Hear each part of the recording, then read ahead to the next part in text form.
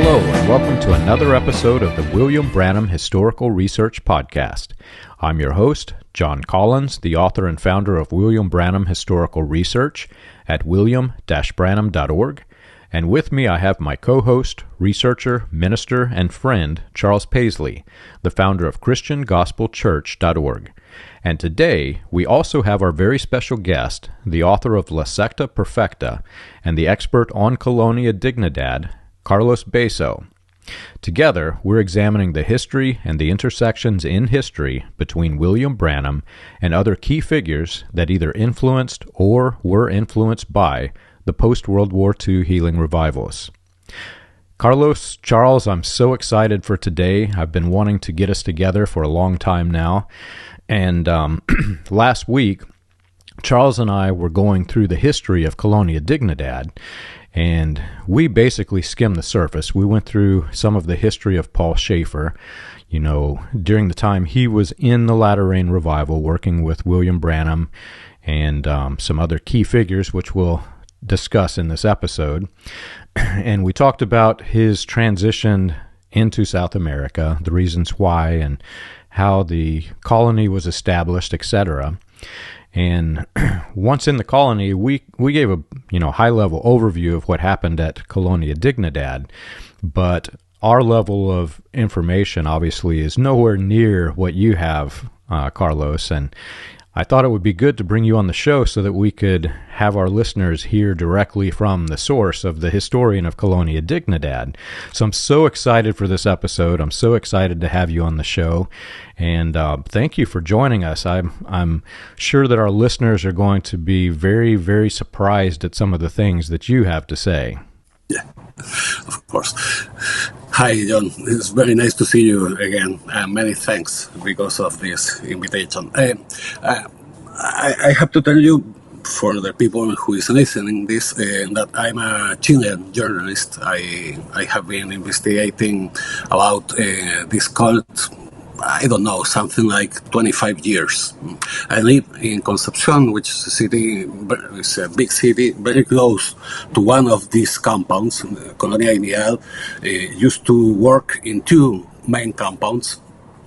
Besides that, they have a lot of properties in the main cities of Chile, Santiago, Concepcion, Chillán, and other cities.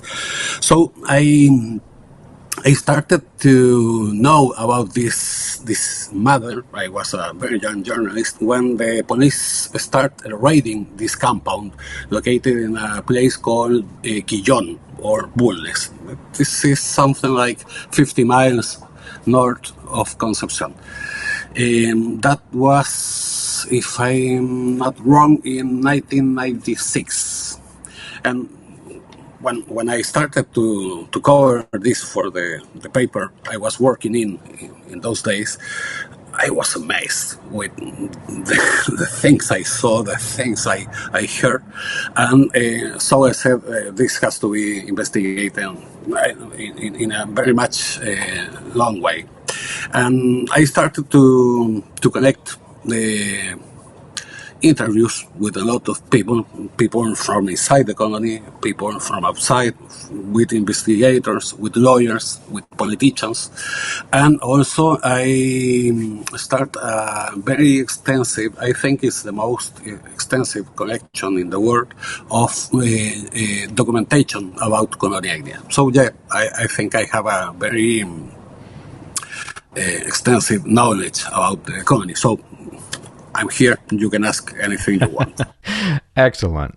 So, Carlos, I thought it would be good if you took a minute and just describe a little bit about yourself, tell our listeners who you are, and you have a book that is La Secta Perfecta, which is about Colonia Dignidad and a mind-boggling history. I read it through Google Translate, but for our listeners who speak Spanish and want to read right from the source, La Secta Perfecta by Carlos Beso, and you can get it on Amazon. I'll put the link here in the video for the people watching in the video.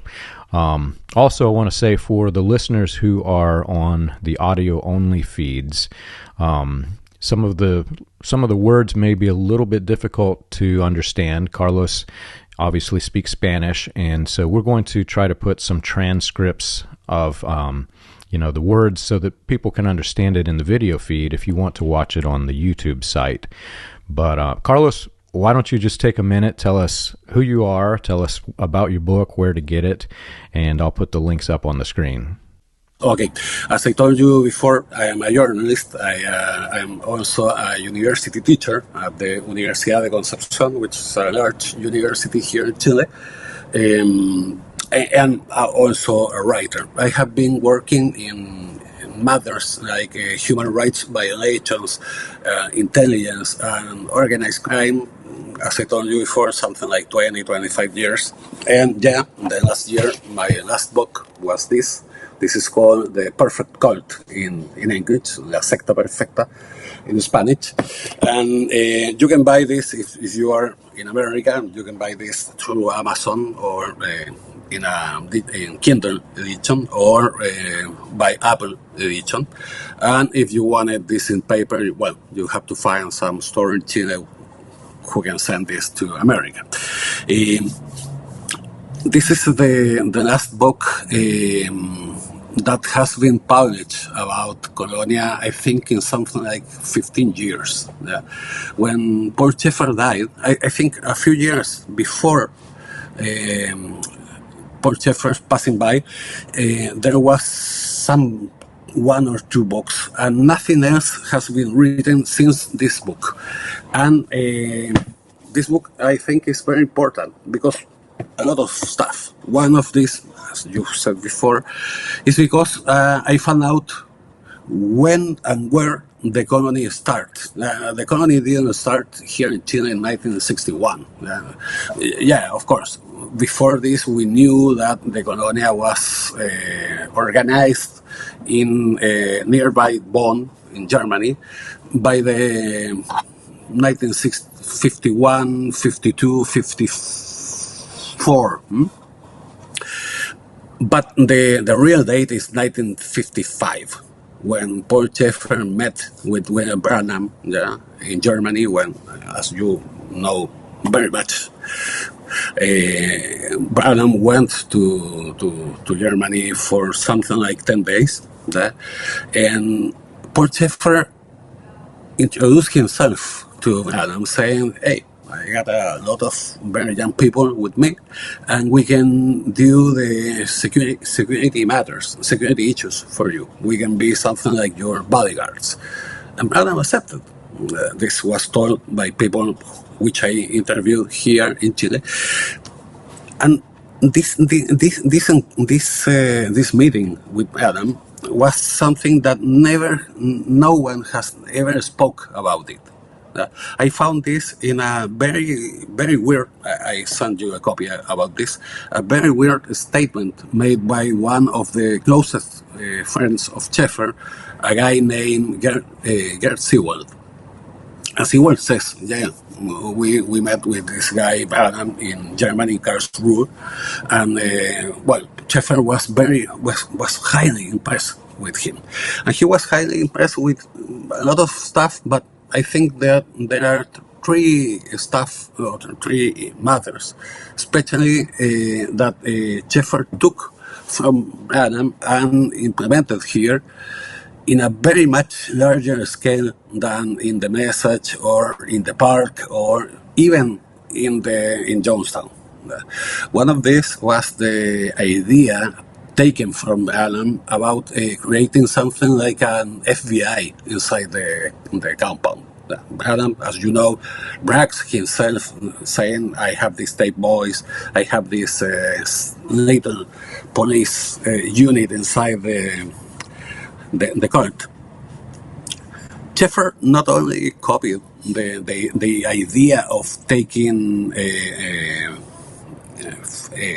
pictures and sounds every day, in every moment inside the colony, but he also managed to interview all of the communications of the people inside the colony with the relatives of them in Germany or here in Chile also.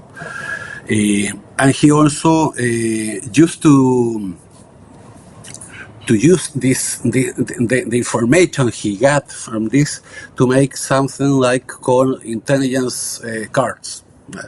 He created a real intelligence agency. That is why I said to you, he went very much far than William Branham. He has inside the colony an office only devoted to connect and systematize intelligence or information about the people inside of the colony, and after a few years, of everyone in Chile. The university I work in was almost all of the people in the, I'm talking to you about 45, 50 years ago, all of the people, the students, the teachers, was in those files. And in those files you can find, I don't know, people who work in the docks in the port here in Concepcion, people, teachers, people from the Jew community. Schäfer was obsessed with the Jewish people, people from the Freemasons, people from the artists, from the, I don't know, singers, actors, actresses, politicians, people from the police, from the army, from the navy, the air force. Everyone in Chile was in those files. Everyone who was one, who was something that Schäfer thought that was a friend or maybe an enemy. Everyone was in those files. And also, after the coup d'etat in 1973, when Pinochet took the power,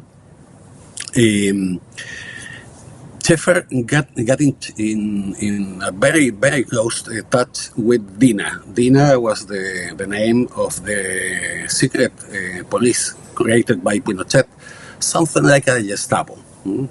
I think even more brutal than Gestapo. DINA was a very, very, very sadistic secret police. Carlos, since you and I spoke, Charles and I have continued to dig because that's what we enjoy best. And we started looking into, more about Paul Schäfer, more about William Branham, Ewald Frank, which we'll be mentioning later in the show. But we wanted to learn more about how all of this came to be. And we discovered that one of William Branham's campaign managers, Baron William T. Frary von Blomberg, who sponsored William Branham's tour through Germany, was also a adopted cousin of Werner von Blomberg. And Werner von Blomberg was the defense minister for Hitler during World War II. So there's some significant ties here. And while in the midst of this research, Charles discovered that William Branham's security team in Germany, which would have included Paul Schäfer, now that we have the information from your book, they ran into some unusual situations there in Germany. And Charles, why don't you just take a minute and tell our listeners and bring Carlos up to speed on what we found so that we can just dissect this a little bit further. Sure. So von Blomberg, who sponsored those meetings that Paul Schäfer was at with William Branham in 1955, he was first cousin through his adopted parents to the Werner von Blomberg, who was the German defense minister during World War II. So he was the head of the Nazi army, actually, his cousin. And so there was, though, some interesting thing that William Branham told on tape. And the story is, to me, it's an unusual story. I'm not really sure exactly what to make of it. But William Branham claims that while he was in Germany, at Karlsruhe, holding those meetings with Paul Schäfer, that some kind of an incident happened where certain people tried to attack him. He called them spiritualists at the hotel where he was staying in Germany. And he claimed that there were people who had to step in and defend him from these attacks against him in Germany. And, being able to connect the pieces together, it would seem like that would likely be Paul Schäfer and his church was actually involved in some sort of an altercation during those July 1955 meetings. It's kind of a interesting thing when you examine William Branham's statements regarding it and consider that could have been Paul Schäfer he was talking about. Yeah, of course. It could. Paul Schäfer was always involved in physical fights. So, yeah, he may be the one. Maybe he was another people, but yeah, everything seems to point in that direction. Coming back to von Blomberg, I think it's very, very interesting, the connection. But Colonia Dignidad always says that they were not Nazis. And yeah, of course. All the Nazis says, I'm not a Nazi. And yeah, they were Nazis. Yeah, but Schäfer has one very, very unusual problem with the Nazi stuff. And that problem was Jesus. Jesus was a Jew. So the hatred of Jews was something he was never able to I don't know how to say this in English, to match up with his political views. His political views was against the all everyday how do you say predics the prayers, the everyday prayers he gave to all of his people. But if we go to the Nazi touch in Colonia Dignidad, well, Schäfer was a very young guy when the war started. He was something like 21 years old, or less. He was recruited by the Wehrmacht, the army. But he never went more than a corporal. He was a very low rank guy in the army, and you have to know that he was a very uneducated guy, so there was no chance to become an officer, and he lacked an eye. He was when he was a young boy, he lost an eye in a very weird incident with a friend. So he was a blind guy, an almost blind guy. For the army, that's nothing very good. The connection, the weird connection of Schäfer mostly goes by another side. When he came to Chile, he was already a very good friend with a former SS major. This guy was Gerhard Mertins. I think they never went in touch in the war. They met before in Germany.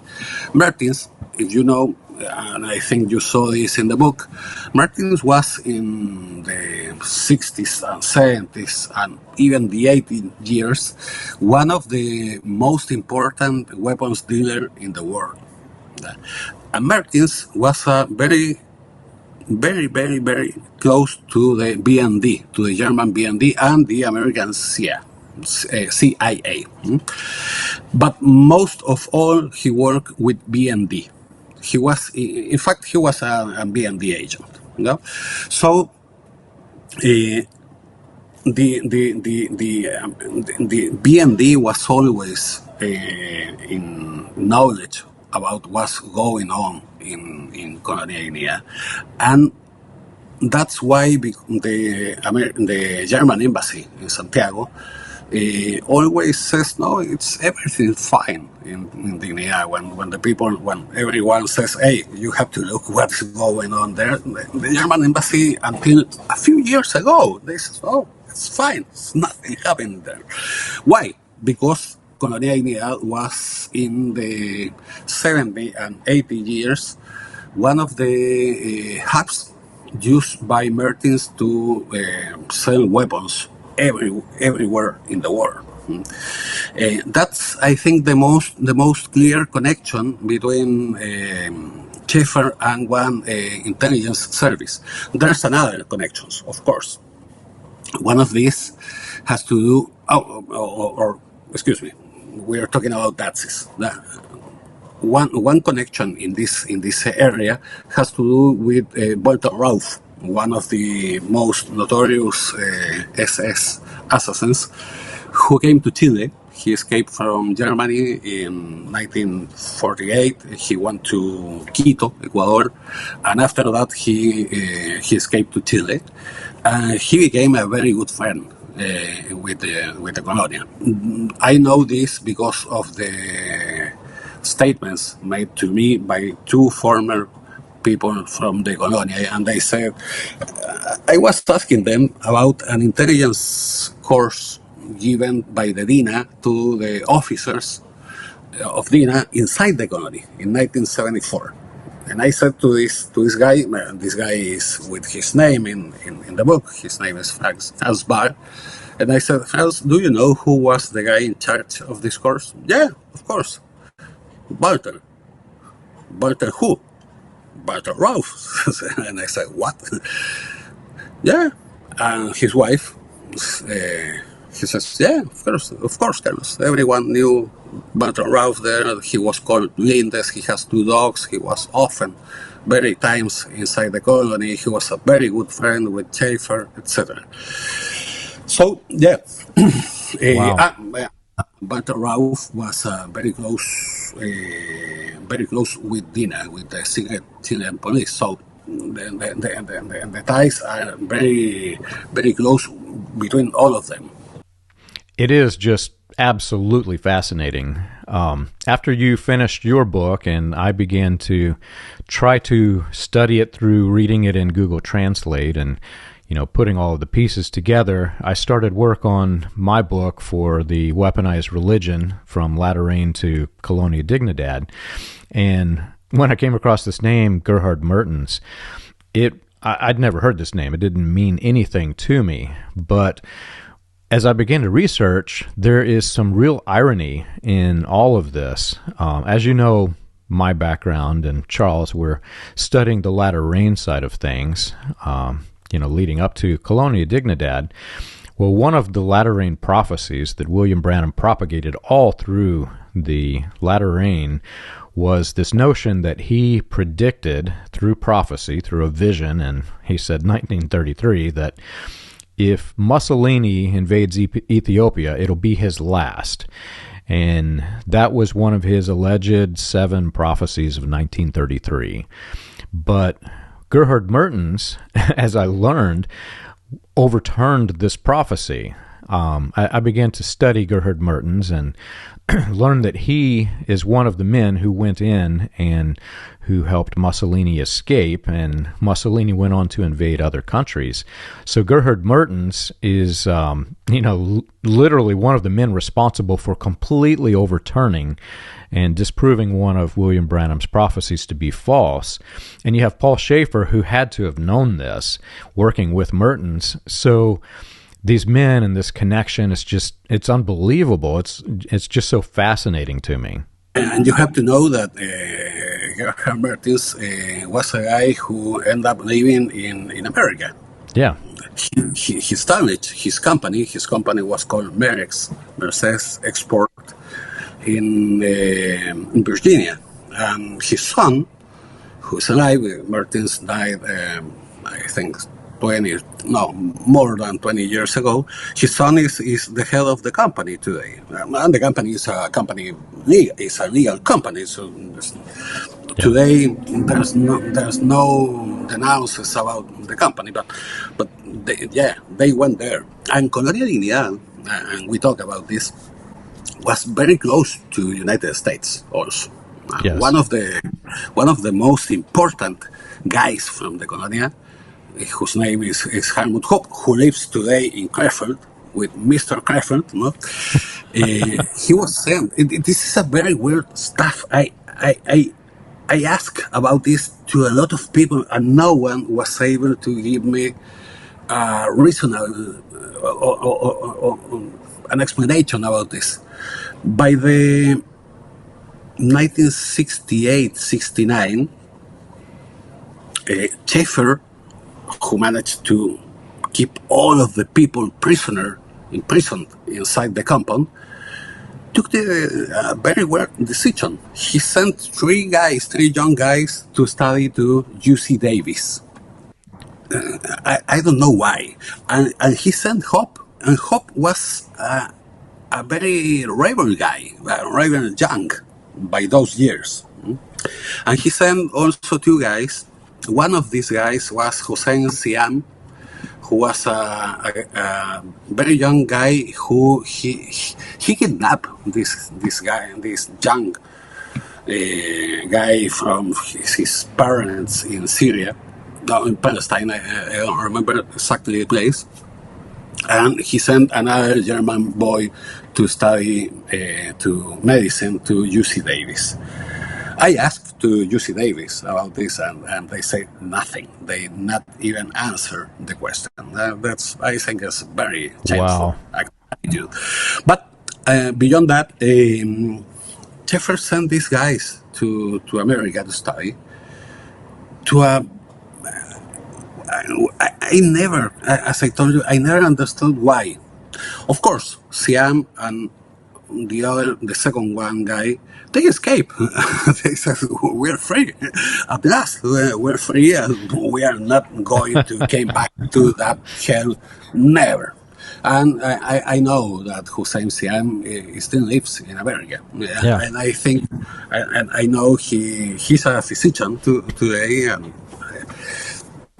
he's a very private guy. I don't know about the second. But Schäfer, but Hopp, yeah, he studied there, and he came back. When Schäfer says, you have to come back, he came back, and he finished his medicine school here in Chile, in Santiago. I don't know why. I don't know why he didn't escape. Yeah. But as I told you, we never understood why he sent people to America. Why not sending these people, if you don't want these guys to study in Chile, because you're a German, well, send these guys to Germany. It's truly unbelievable. You mentioned UC Davis, and UC Davis is in California, and to the people in the Latter-rain movement that were connected to Branham during the later years, Branham has this prophecy that California is going to sink, Los Angeles is going to sink, and so California is kind of off limits if you're in the Latter-rain and you're on the William Branham side of the Latter-rain, because you don't go there. You're going to die, right? If California sinks and Los Angeles sinks and the area around it, well, UC Davis is, it's just right here. It's not like they're going to Arkansas or New York or someplace where it's safe. They're going right to where the destruction is going to hit. So it's just kind of unbelievable that that's the place that they chose, if you know what I'm saying. And another point, Gerhard Mertins did have a very nice house very close to UC Davis. Wow. I did not know that. No, I knew that very, very short time ago. So yeah, you have this. But I have to tell you another thing. They not only send these people to America. They travel a lot to United States. Then not Schäfer. Schäfer was only in Chile, but the people beside Schäfer, he's generous, as if you want to call these guys in some way, his officials. There was a lot of traveling to the United States, and there was a lot of money that Colonia Dignidad hired in the Chemical Bank, in banks in New York, and in one bank in San Francisco. I have never got the name of the bank, and they even got an office in downtown San Francisco, Colonia Dignidad. So really? Why? Yeah. Why this interesting? What was so interesting for these guys in America? As you said, the land of the sin, no? Yeah. Of the sinners. In San Francisco, no? Exactly. And, Charles and I, during the course of the podcast, as I mentioned, we've been studying British Israelism merging with Christian identity. And you remember back in the 1960s, whenever this was exploding into the race riots and the fight for civil rights, Well, William Branham was on the side of the anti-civil rights movement, wherein he's predicting this end-of-days race war. And because he has these alleged 1933 prophecies, he ties it to Russia invading the United States going to be completely destroyed, and communism's going to rise up, and they're going to, basically the communists will invade. Well, to the people in Colonia Dignidad who are influenced in this thing, they're seeing, from their mindset, they would have seen this is exactly what William Branham prophesied. And by extension, through Paul Schäfer, who's telling them these things that William Branham prophesied. So these people are literally living out William Branham's prophecy in this little war that's going on in South America. And to think that the climax of William Branham's prophecy was that this would eventually go into the United States, and the entire United States would be, William Branham said, smoldering ashes. So to think that they took these men and sent them into into the United States, while the commune in general is thinking that this is the end of days scenario that we've been told, it's just it boggles your mind. Why did they send them to the United States? Yeah, it has no sense. But you've mentioned that they were selling weapons through Martins as an arm dealer. Do you know the countries or the places where some of those weapons might have been going? Well, there's a lot of information about that, Charles. We have information about they were not only selling weapons; they were building weapons.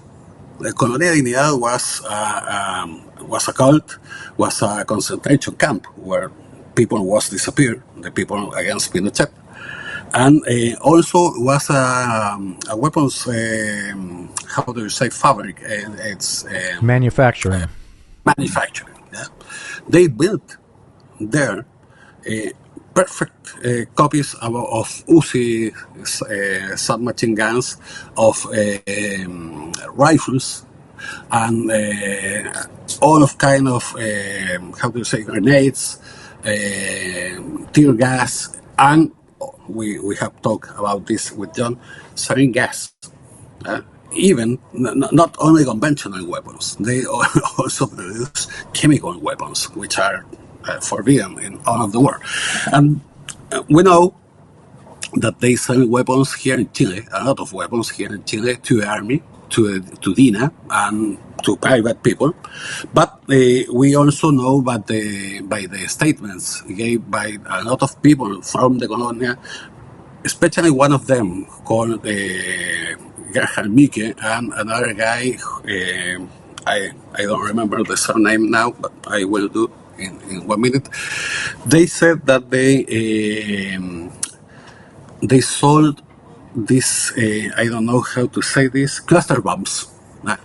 Cluster bombs. Wow. Made in Chile.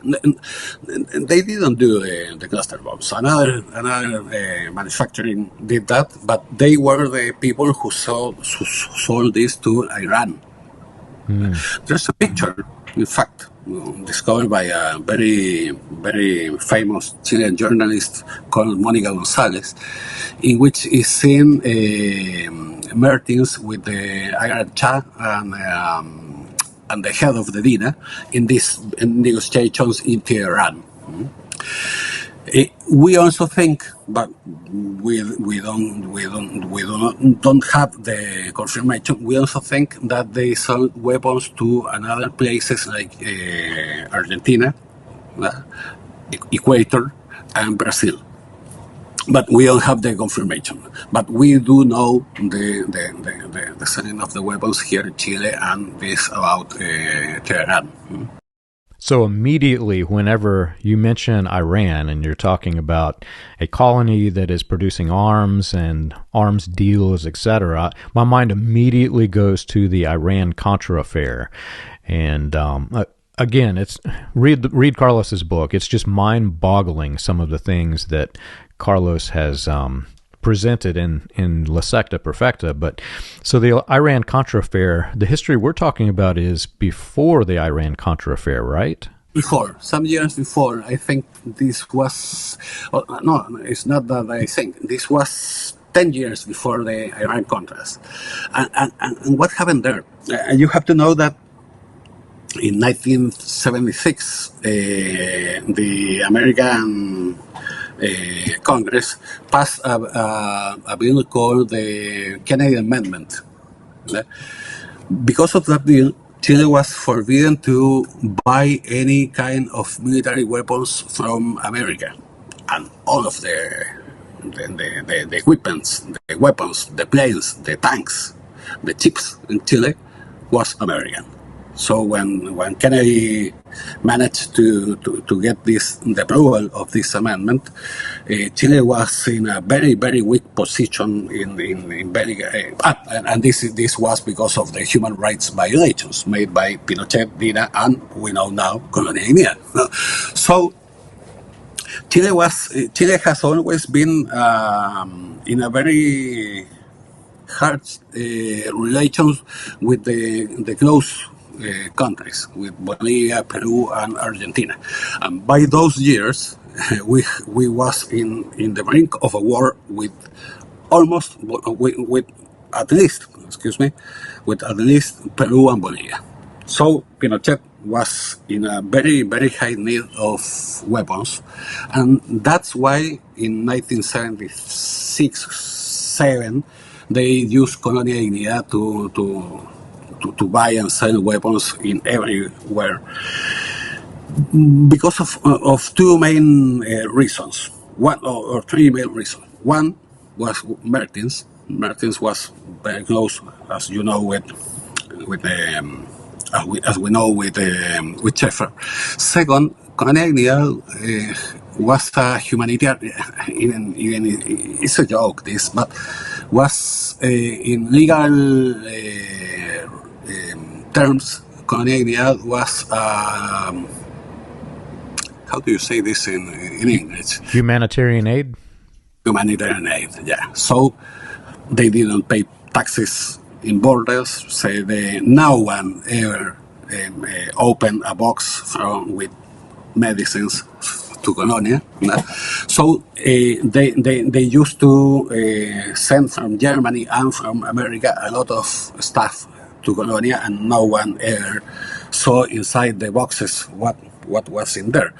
And Colonia Dignidad, the main compound, it's from the Chilean Central Valley to the Andes.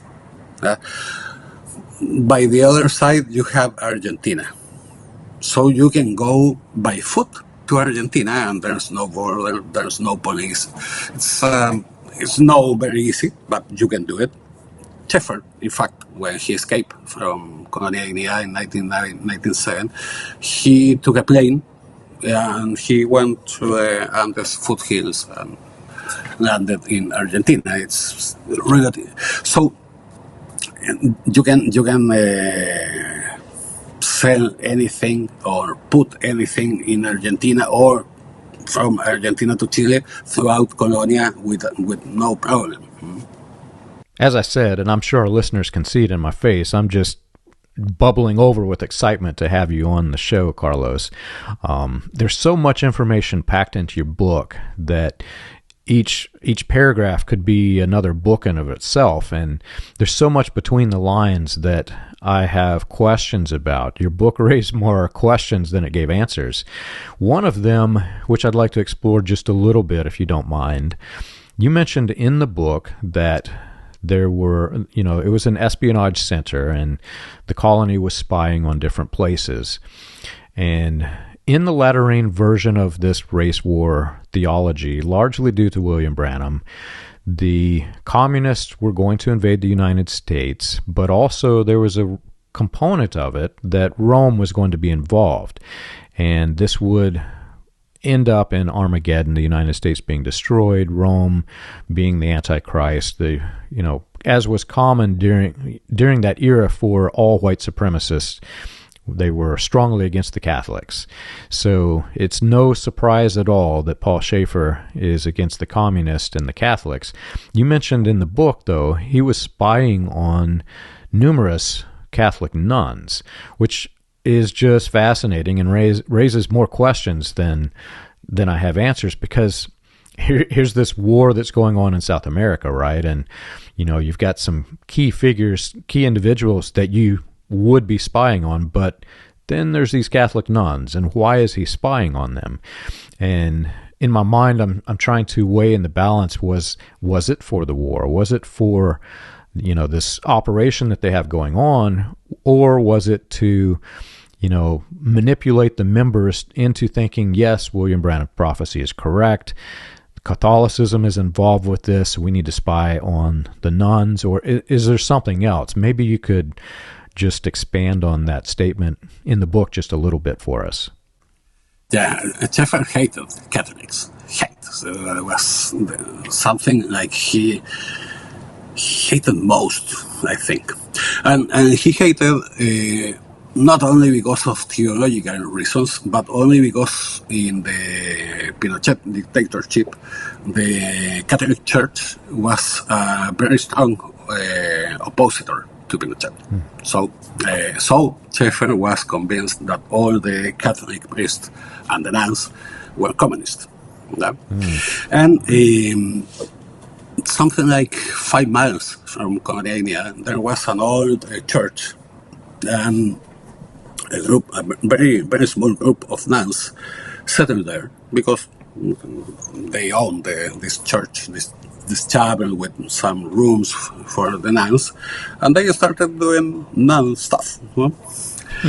And Schäfer was convinced that these nuns were not women, but men, dressed up like nuns with weapons hidden behind the robes, and he started to spy these nuns. Wow. There's a lot of very, very well, I don't know, I think I didn't send you this, but Colonia Dignidad has a lot of planes.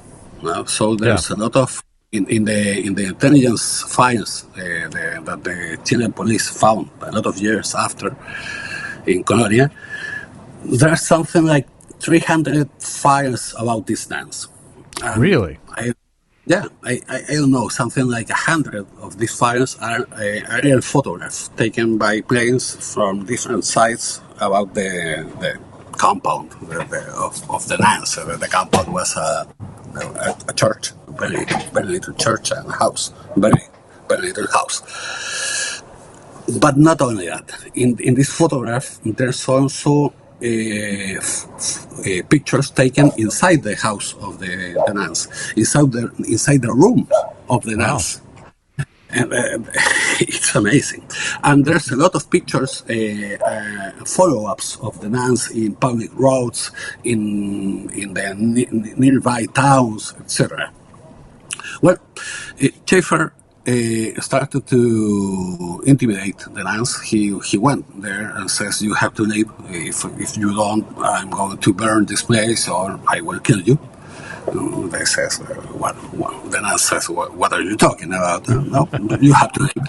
And this is the same thing that they did with all of his neighbors, all of the people nearby the colony in the 2 compounds were intimidated by Schäfer and his thugs.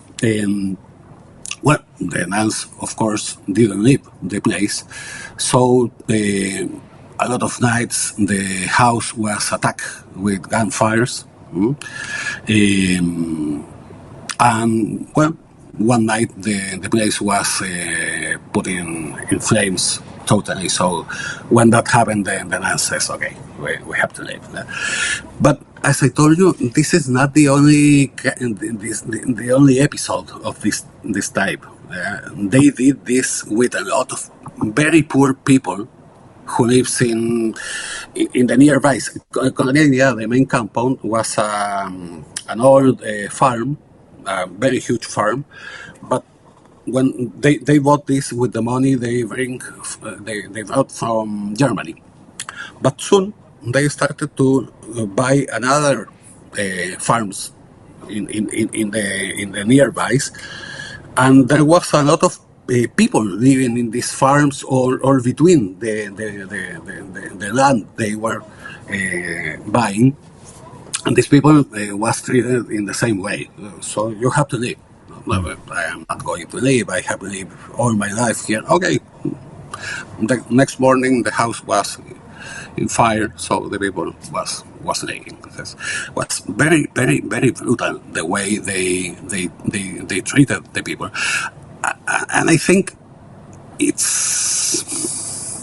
there's more. The Schäfer, as you know, and this is very similar to the park. Schäfer, as you know, was a sexual predator. He was a monster. I think right.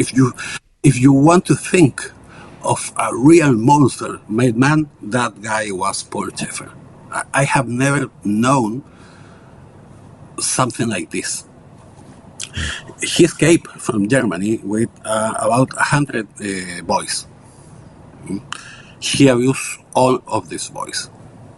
Wow. There was no boy who wasn't molested by Schäfer.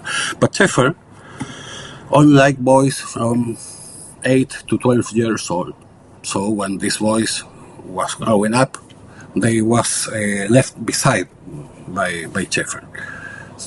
So Schäfer needed new boys, and all of this, the colony, the compounds, the relationships with Mertins, with Dina, all of this was an excuse to molest childs, nothing more. Wow. So when the German boys was all of these boys over 12 years old, he needed new boys, and he started to install China boys to people in the fields close to the Colonia. They put an hospital in the Colonia, and all of the very, as I told you, very poor people. The woman went to the hospital when they were pregnant, and many of them was told that the boy has died when they gave birth. But the boy wasn't died.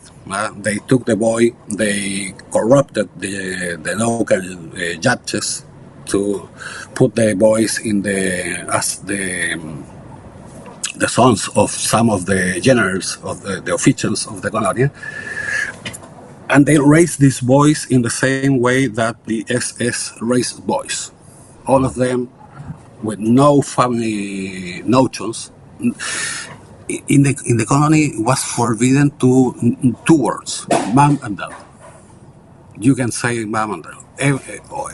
Every people about over 18 years old was called aunt or auntie. No mother or father. No mother, father, no mom, no dad. That was forbidden. So these guys were raised. These China boys were raised there. It's something like a chicken farm. All together in one bed, in one dorm, and the same things happened with them. All of them were abused, and when these boys was old enough to stop being abused by Schäfer, and I'm talking to you about the beginning of the 90 years. He invented something called the permanent youth, la juventud permanente, something like a goodwill program for the people of the zone, of the province, to send their boys there to be fed, to be instructed, and a lot of stuff like that. But you can imagine what happened with most of these boys. He was a monster. And he used the William Branham techniques to do that. As I mentioned earlier in the show, Charles and I just explored Colonia Dignidad and specifically Paul Schäfer. We got into some of his background, how he connected to the latter rain, how he connected to William Branham. And Charles surprised me just a little bit. I had not really thought through that until Charles and I started discussing. But William Branham presented himself in these revivals as someone who could just peer into the very soul, into the hearts of men. And this is a common theme, not just in the Branham sect, but throughout latter rain. William Branham had this quote-unquote gift that he could discern the hearts of men just like Jesus Christ. And we see people like Jim Jones and Paul Schäfer who are clearly evil minds who are working with Branham. And the part that surprised me, I think, the most was, and I just had not thought through it, Charles mentioned the timeline, and according to the timeline that Charles has pieced together, and I'll let you talk about it, Charles, Paul Schäfer was involved in the molestation of small boys prior to meeting William Branham. So at this point, you've got William Branham, who's the leader of this revival, this latter rain thing, and you've got Paul Schäfer, who he had the gift to discern. Here's this man who's molesting small boys, and the timeline just doesn't really add up if you think of it from a latter rain perspective, or even, in today's world, the message, the cult of personality of William Branham. Maybe, Charles, if you could just describe that just a little bit further. Yeah, from what I have read looking into it is that Paul Schäfer's initial times that he got discovered molesting children was towards the I think the early 50s, when he was in the Evangelical Free Church in Germany, which was a Lutheran church, and he was actually expelled from the Lutheran church on suspicions of or beliefs that he had molested children while he was in that church. And then at that point he became an itinerant preacher and ended up connecting into the latter rain. And that's one thing about the latter rain, is it is a lot of people who should never have been preachers and who are terrible people are able to become preachers and leaders in the latter rain, because one of the things that the latter rain actually prizes itself on is that there's no entry bar to become a preacher or a leader. Anybody can do it. It's just a matter of saying you have a supernatural call on your life of some sort. So it's very easy. That's how Jim Jones became a minister and so forth. And other people who were rejected as preachers from other organizations would find their way into latter rain. And some of them, like Paul Schäfer, were terrible people, yet they found prominence and acceptance in latter rain. It's really sad. Yeah. Let me ask you a question about Mr. Crefeld. Okay. So I have really enjoyed the documents that you shared with us. I translated a lot of them and read through them. And can you talk about this Mr. Crefeld, who was someone who lived in Germany? What kind of support do we know, or do you know, that he was providing to Colonia from Germany through the years? What kind of activities was he involved in with Colonia? Well, we know that Mr. Crefeld, whose name is Ewald Frank, as we suppose, because that's the way he's called in a set of documents I found out. But Ewald Frank met with William Branham at the same opportunity that Schäfer. That became the friendship between the three of them. In 1970, you have to know something about Chilean history. In 1970, in September 1970, Salvador Allende, a socialist, was elected president in Chile. But he was elected with a low votation, or a low amount of votes. So the Congress has to ratify or not this election, and that was going to happen in October.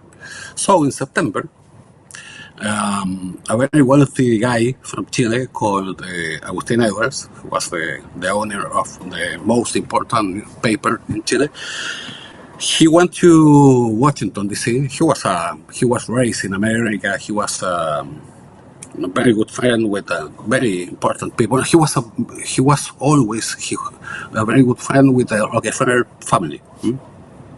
So when Allende was elected, Agustin Edwards went to New York, and after that he went to Washington, D.C., and he spoke with Donald Kendall. Donald Kendall was the president of PepsiCo. He was a very close friend with Kendall, and Kendall says, "Don't worry, I'm going to talk with my good friend Nixon." Kendall was one of the people who put money in the Nixon campaigns. And yeah, he spoke with Nixon, and he also arranged meetings with Edwards and the CIA and the General Attorney Mitchell in those days, and a lot of other people. So Nixon, after that, says, "Okay, guys," to the CIA. He says, "Okay, guys, we have to prevent this guy Allende to take power. So you have to do what you know to do." And the CIA started a very weird plan, which never succeeded. In fact, the only consequence of this plan was a major assassination. They killed China people, but with American guns. They finished up killing the head of the Chilean army, the General Schneider. In this time, in this, I don't know, 45 days between Allende is elected and Schneider is assassinated, Colonia Dignidad sent a lot of communications to Germany, to Mertins and the people that the Colonia has in Siegburg, and to America. What was they doing? They was getting guns. They was involved in those days, 1970. They arrived 9 years early to Chile, but in 1970 they knew the plans to avoid Allende assumption. There's a document who says that they knew even that Edwards was in America. That was a very secret travel. I found out about that travel, I think, 10 years ago because of a CIA declassified document. No one else in Chile knew about this travel, and now we know that Colonia Dignidad knew about this. The document, the letter from Colonia Dignidad says, yeah, and Edward, they said Edward in Spanish, Eduardo. Yeah, Edward is in America and he's going to stop this. But if he's not this not happen, we have to be prepared to fight communism, and we need weapons, and we need a very good friend, Mr. Schäfer, to help us. Mr. Gerhard, we assume he was this guy, Ewald Frank, started to get guns and ammunition for Colonia in Germany. Why can we assume that Mr. Gerhard was Ewald Frank? It's very simple.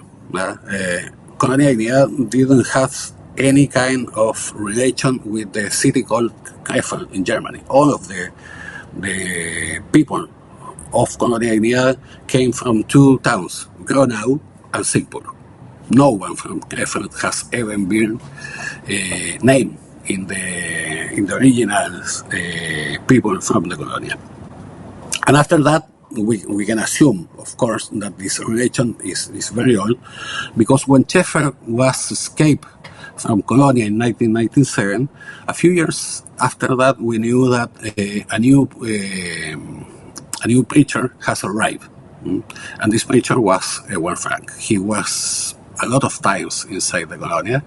He baptized something like 100 or more people, including Hartmut Hopp.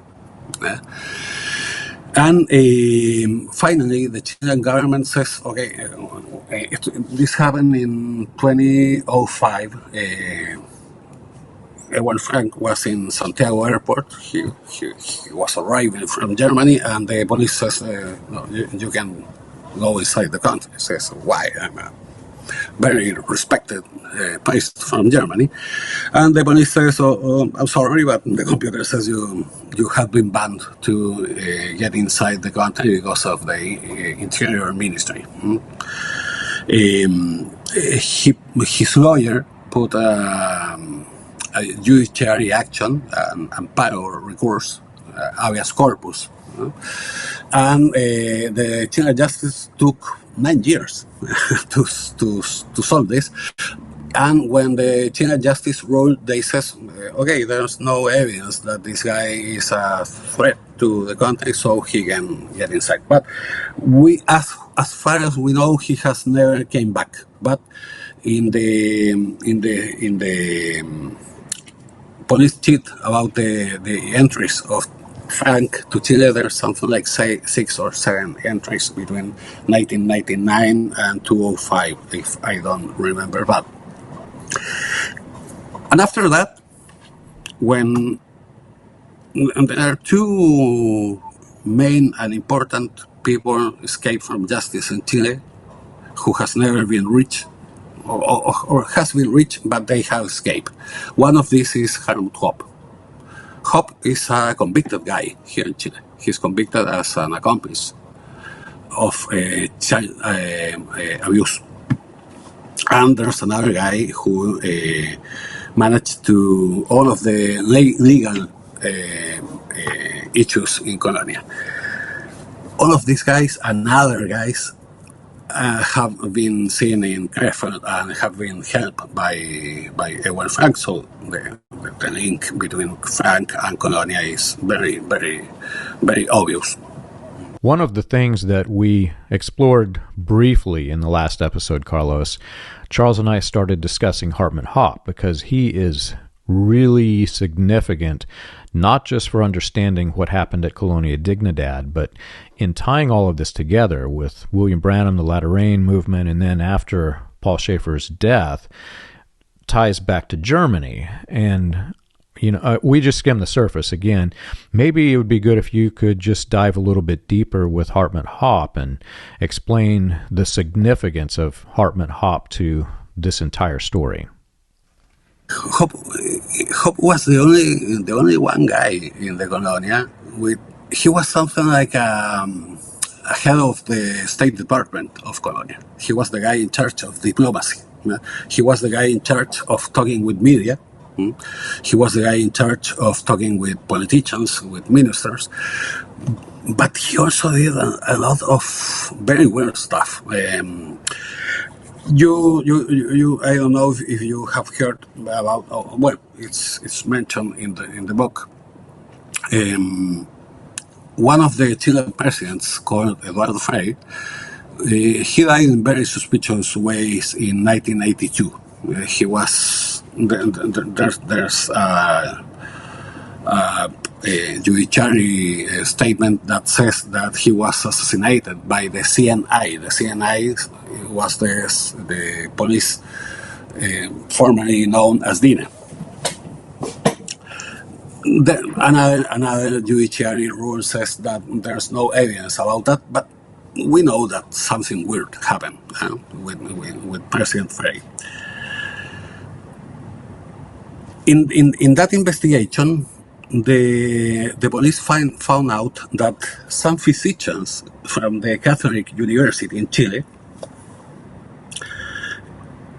did sell, I don't know how to say this, these lab rats, these white lab rats, to Hartmut Hopp. Hopp was a guy who used to go to the Catholic, to his lab in the Catholic Church, in the Catholic University, to buy these animals only used to make essays with this because of you are doing something poison, or I don't know, you are working with viruses or chemicals. But Hopp was the guy in charge of a hospital. Why was he in need of these animals? Yeah. So like biological weapons, maybe. Biological weapons or chemical weapons. We know, I told you this before, we know that by in 1966, that means 5 years after the Colonia settled in Chile, there was a very, very unusual death of a girl who tried to escape. And one day the Schäfer says Ursula, that was the name of this girl. I'm talking about 21 years old girl. He says, we are very sad because Ursula was drowned. She tried to escape and she fell into a river and was drowned. And we are very sad. But the people in the colony knew that the river, he says, Perkinauken, which is on the side of the colony, you can see the river from the main road, this was in summer, and the river was not more than 50 centimeters high. So no one can down there. Was very dry. And the old people in Colonia says, and when I have talked with a lot of sources from the Colonia, from the investigators, everyone says she was killed with sarin. And there's another episodes after that of people killed with sarin. So they produce this chemical before Dina. Dina also produced sarin, and they killed people also with sarin. And we know that by 1997, Colonia Dignidad still has sarin gas in the compound. They sent 2 young guys to Santiago to kill 1 lawyer with sarin. But they didn't find the lawyer. These guys, this was in the last days of the Colonia. So the guys who sent to Santiago, they had never been in Santiago. Santiago is a 8 million people city, so very, very huge city. And they had never been there because they were all of his life inside the compound and went to very, very tiny towns near the compound. So they were lost in the city and they came back. But they confessed after that we went there with a bottle of sarin gas. This is really amazing stuff. I'm just fascinated listening to everything that you say. It's just it blows my mind. One question I have is, based on the things that I've read and looked into, it seems like a faction of the people who live in Colonia or Via Baviera today, a faction of them are still followers of the message and still following William Branham's teachings today. Do you know, can you confirm if that's true? Are there still followers of William Branham living in Colonia today? Most of the people who still live in Colonia, they are followers of the Latter Rain movement, even when most of them not even have heard about William Branham. Schäfer took these ideas, these techniques of mental control and a lot of stuff, and says, these are my ideas. But okay, but you have to note also that when Ewald Frank stopped being in Colonia Dignidad, when the government says you can go inside Chile, 2 young guys from Colonia were ordered priests. I don't know how, when, and where. I think they went to Germany, and they are the guys who preach inside the Colonia today, and they are absolutely guys from the Latter Rain movement. I think what you described is confirming what I was understanding. The way that this works, this Latter Rain movement and all of its various splinter groups, etc., you have William Branham, who was the central figure of the movement for a period of time, and then it just splintered into numerous cults and sects and subsects. And what generally happens, especially within the most destructive ones, is that William Branham slowly becomes replaced by whoever is the leader of the splinter group, and that person rises up to become the central figure. And William Branham basically at that point just becomes a conduit for the new central figure. And it makes me wonder, it makes me curious about the structure of what's happening in Colonia Dignidad now. They claim to be William Branham's successor, basically. They're the next persona to be followed after William Branham is gone. Right. So the question that I have now that is bubbling to the surface, the way that most of these groups work, the destructive ones, William Branham becomes, like I said, the conduit for, the next central figure, the person who's leading the splinter group. We have examples of this with, Leo Mercer, who rose up to be the sect in the park in Prescott, who abused several, men, women, children, etc. What happens whenever the new central figure dies is one of a few different options. The group might wake up and then just suddenly it doesn't make sense to them anymore because their leader has died and everything he said cannot be, and the sect just kind of implodes. Or a new central figure is groomed and emerges basically as the new central figure to replace the other central figure who replaced William Branham as the central figure. The fact that Ewald Frank came and baptized these people in Colonia Dignidad, I think that's significant to think through, because Ewald Frank is hardcore William Branham cult of personality. Even though he is somewhat of a central figure of his own group, he is still heavily preaching William Branham. So that tells me that this group is being groomed for another William Branham explosion into a new central figure. And I'm wondering, what are your thoughts on the current sect now? Is it a situation where another leader may emerge, and maybe they're not mentioning William Branham at this point in time, but now they've got Ewald Frank who is converting them back into the original sect? Are these new leaders going to emerge as a new central figure for the group, or are they going to emerge as William Branham faithful? What's going to happen to these people? We don't know that yet, because you have to understand that when Schäfer died, a lot of stuff happened. The first and most important thing that happened when Schäfer died was that a lot of people who hasn't spoke before says to the police, "Okay, I'm ready to tell you everything I have seen, heard, or did in the colony." That's why the police find out the intelligence files. That's why they found the weapons. In 2005, they found the second largest weapons cache has ever found in Chile. It's amazing. You can imagine the amount of weapons and chemicals they found there. They found all of the chemicals you need to do sarin gas, by instance.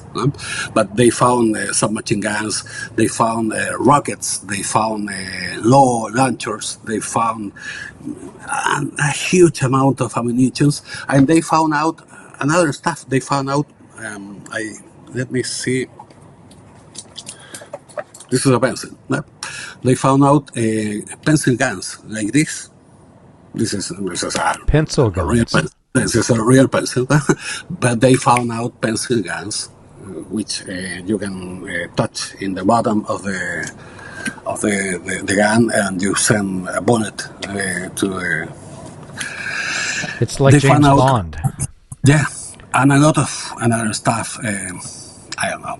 So that was something like a liberation for a lot of people who has escaped from Colonia, but because Schäfer was alive, they were mentally cuffed.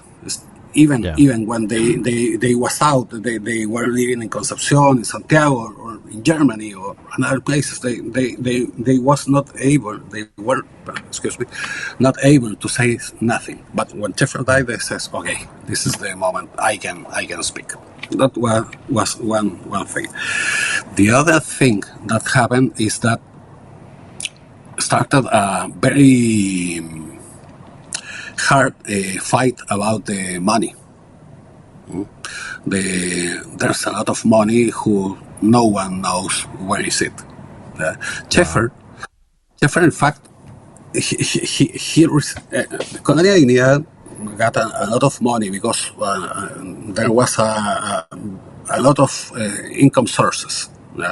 The weapons, of course, the pensions, the money that Germany sent every month to the people from the old people of the Colonia, that the Chilean embassy delivered to Schäfer. Schäfer was the one who took the checks and went to the bank. Well, he sent someone, and all of that money was delivered to the bank accounts of the Colonia. They also has a lot of another incomes. They has a gravel factory. They has farms. They has a lot of stuff. So there's a lot of money, and there's a lot of fights between the sons of the officials trying to get something about that money. So until now, we have not seen yet, or we don't know yet, who is the guy, but it's a very, very excellent question. I have thought about this, and I have asked about this, but there are something like 7 or 8 guys who are trying to become the leader, but no one of these has the power that Schäfer gained. Schäfer was a very, very, very weird guy. I have seen a lot of videos of William Branham. I talked with you about this guy. I heard his speeches. I read about this. And Branham was a very charismatic guy. I think he was a very, very soft guy. He was very kind with the people. Schäfer was the antithesis about this. Yeah. Schäfer was a brutal guy, was a violent guy, was an aggressive guy, was a vulgar people. But I don't know why he managed to keep all of these people under his dominion by, 40, 15 years. Yeah. My deep concern now, as I think through the colony that exists today, and now knowing that, there's still this component of the message in the colony, it deeply concerns me. I'm wondering how the Chilean government is handling this. Are there any efforts that you're aware of to help deprogram or maybe not deconvert, but help the people understand what it is that they were in? Do you know, are they offering any psychological assistance or any sort of therapy, or are they in Chile, are they taking care of the survivors of this thing? Maybe you could tell us a little bit about just what's being done to help the survivors of Colonia Dignidad. No, these people is in a very, very bad situation. Most of the survivors who has been in Chile are almost abandoned by the state. Most of them has some very low, we here in Chile are called pensiones de gracia. It's something like a bonus that the state gives you every month, but I don't know, something like $200, $300 by month. Chile is a very expensive country. It's not very cheap to live here. I think it's the cost of living here is very similar to the States. So how do you live with that money? It's nothing. And there are no state programs to deprogram these people or to help them to integrate into the Chilean society, because you have to understand that I can tell you this with name. I have interviewed a lot of times a guy called Dieter Scholz. When you hear Dieter Scholz, you think of a German. Dieter is a Chilean guy. He was kidnapped when he was born. He was raised in Colonia. He was forced to work from 6 or 5 years old until he escaped from Colonia when he was 40. His back is broken because of the heavy weight he used to lift every day. he was the one who told me that the nights was the worst moment every night, every day in the child's life, because Schäfer was obsessed with the genitals and with masturbation. So the guys who was inside the dorm of the boys was all night looking for someone who was touching himself.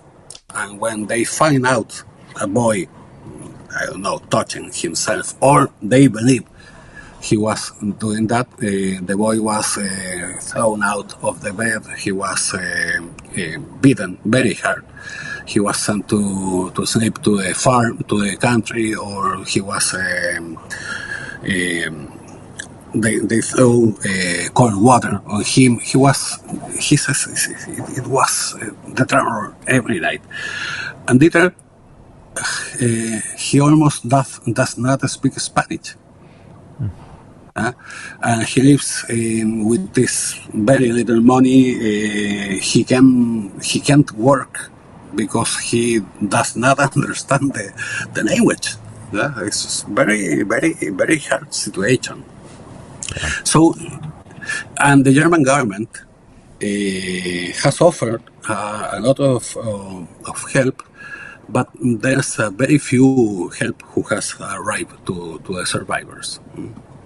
That's sad. There's a lot of lawsuits also against Chilean government and German government.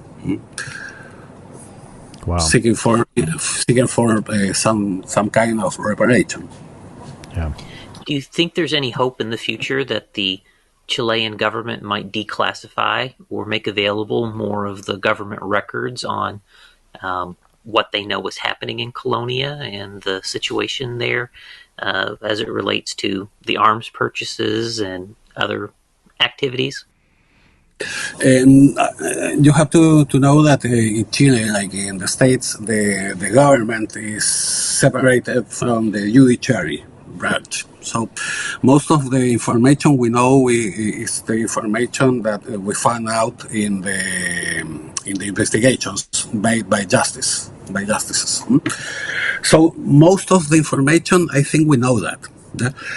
I guess, Charles, you are talking about the intelligence information. And that intelligence information for those years, it's information that was held by DINA.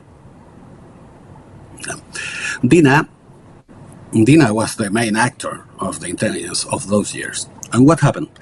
And we're going to talk about the United States once again.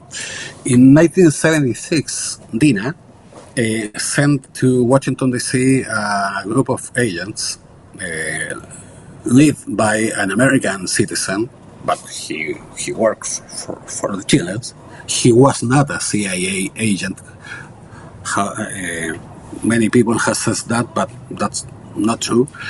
Called Michael Townley. And they were sent to kill the former Chilean ambassador in America, who was living in Washington, D.C., Orlando Letelier. That was in September 1976. After that, America says, we don't want anything to do with Pinochet. You have to keep in mind that the coup d'etat in 1973 was supported by Nixon, but Jimmy Carter, after that, says, okay, we're done with Pinochet. And then arrived the Kennedy Amendment, and America says, we are not going to send more people there, we are going to put a lot of economic sanctions against Chile and a lot of stuff like this. So, because of that, finally, in 1978, Chile sent to America this guy, Michael Townley. Michael Townley is the guy who knows a lot about Colonia Dignidad. He is the guy who bought in Germany and England the saline equipment for DINA. And he was helped by the Colonia Dignidad to buy and send this equipment to Chile.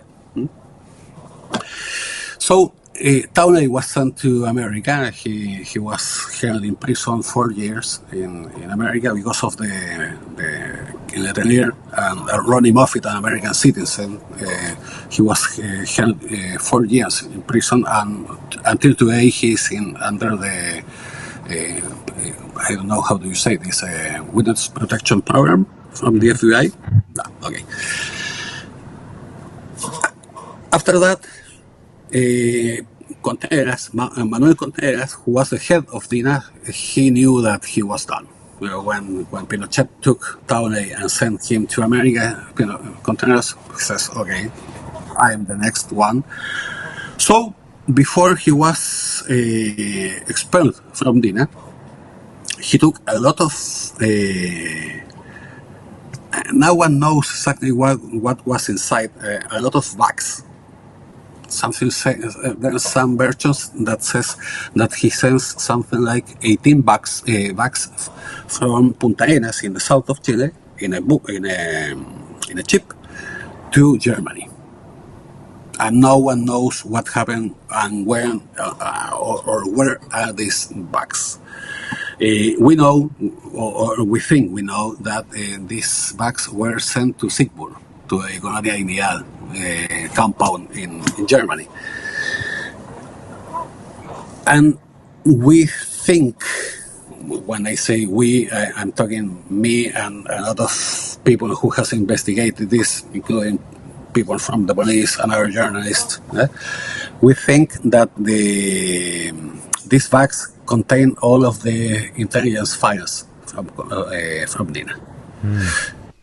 If we find someday those files, we are going to know what happened, and we are going to be able to answer the Charles question. But until that, I think there's no hope, Charles. I'm sorry. Well, Carlos, this has been incredibly fun and exciting for us, and I think everybody can see it on my face. I could continue this conversation probably for the rest of the day, but wanted to just thank you for your research and all of the help. You have no idea the number of people that you have helped globally by presenting this research and making this connection between Colonia Dignidad and the Latter Rain, and to extension William Branham, and all of these these different splinter groups. I began researching Colonia Dignidad years ago, and I came across the name William Branham, but I really could not put all the pieces together until I came across your book, La Secta Perfecta. And, when we started talking through some of that as you're writing the book, I was starting to just, skim the surface of putting all the pieces together. And I just want to say thank you for your research, and on behalf of everybody who is working with us and interested in our research, I wanted to say thank you for all of the work that you've done. Yeah, I also only want to thank you, John, because of all the help you gave me when I was investigating the book. And I have to say that I was very amazed when I found out the relationship between Schäfer, Branham, Frank, and all of the theological questions that lies beneath this guy. Well, I think our listeners are going to be incredibly surprised, because Charles and we talk a lot. And in this episode, I've just been so fascinated with what you have to say that it was hard for me to speak. I just wanted to sit back and listen, and I honestly could continue listening all day. Maybe for our Spanish speaking and reading people, if you could hold your book up and tell us again where you can get La Secta Perfecta, and I'll put the link there on the screen. But if you speak Spanish, I highly recommend this book. It'll just blow your mind when you understand how much has been covered up in these latter rain revivals. Carlos, if you hold the book up, and I'll put it on the screen. As I told you before, this book can be buy in a digital way by Amazon or by Apple. If you want a hard copy, you have to buy this in Chile, so it's not so easy. So if you speak Spanish, I highly recommend La Secta Perfecta. It is an excellent book. I read it through Google Translate, and it was worth the effort for me to put into reading that through Google Translate is an incredibly powerful book with a lot of information, mind-blowing. If you do not speak Spanish, I have compiled some of the things that Carlos Beso has researched and put into the book, and I have put it into my new book, Weaponized Religion, From Latter Rain to Colonia Dignidad. The parts of the book that were relevant to William Branham and the Latter Rain revivals, you'll find them in the footnotes of the pages. You'll see some references to Carlos's book and his research. And though it is from Google Translate, you'll see the English translations, and you can at least piece together what he's trying to say through the translations that are in the book. But Carlos, I want to say, if they ever do find these boxes and we ever have a chance to go through the contents of what's missing, I would love to have you back again, and we would go through it again, and maybe if you could continue searching and help identify these boxes so that we can do this again. Of course. I'm going to search for those bags for I don't know how many long time, so you're welcome. Excellent. Well, if you've enjoyed our show and you want more information, you can check us out on the web. You can find us at william-branham.org and christiangospelchurch.org. For an overview of the historical research of William Branham in the healing revivals, read Preacher Behind the White Hoods, a critical examination of William Branham and his message, available on Amazon, Kindle, and Audible. Join us again next week. We've got a great episode coming.